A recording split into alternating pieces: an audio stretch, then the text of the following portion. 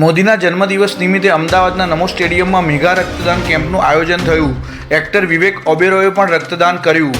મુખ્યમંત્રી, રાજ્યપાલ blood donate કરનારને મળ્યા। આર્મીના જવાનો દ્વારા પણ બ્લડ ડોનેશન કરાયું।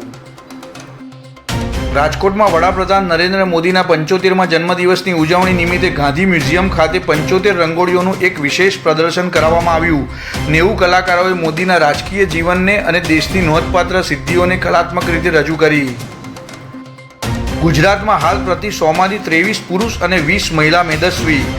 15 થી 49 વયના અંદાજે 21.49 લાખ લોકો મેદસ્વીતાનો શિકાર। સુરત, અમદાવાદમાં સૌથી વધુ લોકો સ્થૂળ, દર ચોથો ગુજરાતી મેદસ્વી।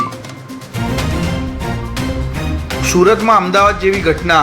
શેઠ ધનજીશા રુસ્તમજી ઉમરીગર સ્કૂલની બહાર ધોરણ 12ના વિદ્યાર્થી પર સળિયા વડે જીવલેણ હુમલો। વાલીઓમાં રોષ। શાળાથી 100 મીટર દૂર બની ઘટના। વાલી સળીઓ લઈ સ્કૂલે પહોંચ્યા। 22 દિવસની સ્થગિતતા પછી શ્રી માતા વૈષ્ણવદેવીની યાત્રા ફરી શરૂ થતાં યાત્રાળુઓ કટરા પહોંચ્યા। ક્રિકેટમાં વેસ્ટ ઇન્ડિઝે ભારત સામેની 2 ટેસ્ટ મેચની સિરીઝ માટે ટીમની જાહેરાત કરી। તેજ નારાયણ ચંદ્રપોલ અને એલિક એથેનાઝની ટીમમાં વાપસી। આ સિરીઝ 2 ઓક્ટોબરથી શરૂ થશે। બંને મેચ અમદાવાદ અને નવી દિલ્હીમાં રમાશે। સૌરાષ્ટ્રના 141માંથી 76, કચ્છના 20માંથી 13, દક્ષિણ ગુજરાતના 13માંથી 9 જળાશયો સંપૂર્ણ ભરાયેલા। જીવાદોરી સમાન સરદાર સરોવરમાં 92.47% જેટલું જળસ્તર। 111 જળાશયો છલકાયા। 145 હાઈ એલર્ટ હેઠળ રખાયા। સનાતન ધર્મ અંગે ગૌરક્ષા મુદ્દે ફરી એકવાર વિવાદ સર્જાયો। બિહારમાં 243 બેઠકો પર શંકરાચાર્ય ઉતારશે ગૌભક્ત ઉમેદવાર। કહ્યું, ગાયની રક્ષા પર આજ સુધી કોઈપણ સરકારે આકરી નીતિ લીધી નથી। સરકારે માત્ર રાજકારણ જ કર્યું છે।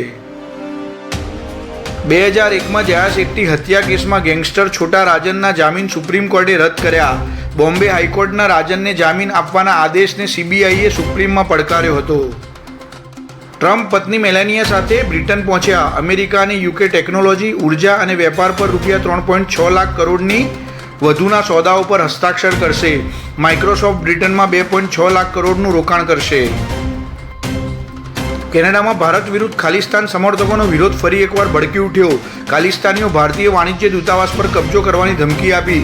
જોકે બંને સરકાર દ્વારા આ અંગે સત્તાવાર કંઈ પણ કહેવામાં આવ્યું નથી। ટેરિફ ટેરર દ્વારા મેં 7 યુદ્ધો રોક્યા। અમેરિકન રાષ્ટ્રપતિ ટ્રમ્પની શેખી।